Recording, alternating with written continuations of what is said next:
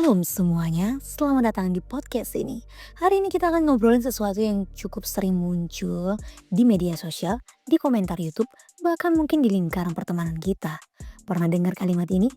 Yang waras pasti mualaf. Atau kalau kamu mikir pakai logika, kamu pasti pindah agama. Kalimat-kalimat seperti itu sering dilontarkan dengan nada yakin, bahkan kadang merendahkan iman orang lain. Dan sebagai orang Kristen gimana sih kita harusnya menyikapinya? Haruskah kita marah? Haruskah kita berdebat? Atau ada cara lain yang lebih sesuai dengan ajaran Kristus? Yuk kita bahas bareng-bareng ya. Pertama-tama kita perlu mengerti, iman bukan adu pintar, bukan adu siapa paling masuk akal. Iman adalah respon hati terhadap kasih dan kebenaran Tuhan. Yesus gak pernah bilang loh, berbahagialah orang yang punya logika paling tajam, tapi justru berbahagialah mereka yang percaya sekalipun tidak melihat. Yohanes 20 ayat 29. Iman Kristen bukan buta, tapi juga bukan sekedar hasil debat intelektual. Iman adalah hubungan. Dan hubungan dibangun lewat kasih, bukan intimidasi. Lalu hal yang kedua, tidak semua pertanyaan perlu dijawab dengan emosi. Ketika ada yang bilang yang waras harus mualaf, jangan buru-buru panas, jangan buru-buru terbakar. Kita tidak dipanggil untuk menang debat, tapi menjadi terang.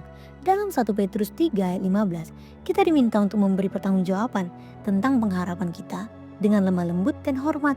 Artinya, kita boleh berdiri teguh dengan iman, tapi tanpa kebencian, tanpa sindiran balik, tanpa merendahkan keyakinan orang lain. 1 Petrus 3 ayat 15 berkata, tetapi kuduskanlah Kristus di dalam hatimu sebagai Tuhan dan siap sedialah pada segala sesuatu untuk memberi pertanggungjawaban kepada tiap-tiap orang yang meminta pertanggungjawaban dari kamu tentang pengharapan yang ada padamu, tetapi haruslah dengan lemah lembut dan hormat.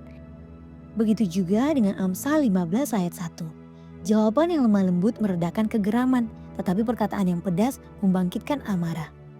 Oke, kita masuk nih yang part ketiga. Mengenal Yesus adalah pusat, bukan sekedar agama. Banyak orang melihat agama hanya sebagai sistem aturan kan? Tapi kekristenan adalah tentang pribadi, yaitu Yesus Kristus. Kita percaya pada pribadi yang hidup, yang datang ke dunia, mati untuk dosa kita, dan bangkit supaya kita hidup dalam anugerah. Iman kita tidak bergantung pada argumen manusia, tetapi karena karya salib yang nyata. Kalau seseorang merasa butuh pindah, karena ingin cari logika, mari doakan mereka. Tapi kita sendiri mari kuatkan pondasi kita di dalam Kristus. Karena dia bukan hanya logis, tapi juga penuh kasih dan kuasa. Di dalam Yohanes 14 ayat 6, kata Yesus kepadanya, Akulah jalan dan kebenaran dan hidup. Tidak ada seorang pun datang kepada Bapa kalau tidak melalui aku. Dan 1 Korintus 1 ayat 18 berkata, sebab pemberitaan tentang salib memang adalah kebodohan bagi mereka yang akan binasa. Tetapi bagi kita yang diselamatkan, hal itu adalah kekuatan Allah. Jadi iman kita itu tidak bergantung pada argumen manusia, tetapi pada karya salib yang nyata. Bagian keempat, menjadi Kristen itu di tengah dunia yang penuh klaim. Yesus sudah lebih dulu bilang, akan datang zaman di mana pengikutnya akan disalahpahami, akan dicemooh, bahkan dianggap sesat. Tetapi justru disitulah kita dipanggil untuk tetap setia. Matius 5 ayat 16 berkata, biarlah terangmu bercahaya di depan orang, supaya mereka melihat perbuatanmu yang baik dan memuliakan Bapamu di sorga. Artinya, kita menjawab dunia bukan dengan hujatan, tapi dengan hidup yang mencerminkan kasih Kristus. Yohanes 15 ayat 18-19 berkata, jikalau dunia membenci kamu, ingatlah bahwa ia telah lebih dahulu membenci aku daripada kamu. Sekiranya kamu dari dunia, tentulah dunia mengasihi kamu sebagai miliknya.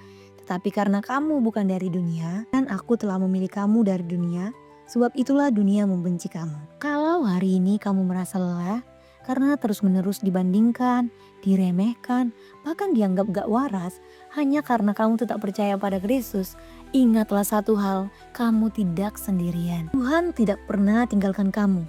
Dan waras bukan tentang siapa yang paling banyak bicara, tapi siapa yang tetap berdiri dalam kasih dan kebenaran. Tetaplah berakar dalam Kristus, karena yang berdiri di atas batu karang tidak akan goyah hanya karena ombak kata-kata. Tetaplah melangkah dengan iman, berjuang dengan keteguhan, dan percaya bahwa setiap langkah yang kita ambil akan membawa kita lebih dekat pada tujuan yang telah Tuhan rencanakan. Sampai bertemu di episode berikutnya. Shalom, Tuhan memberkati.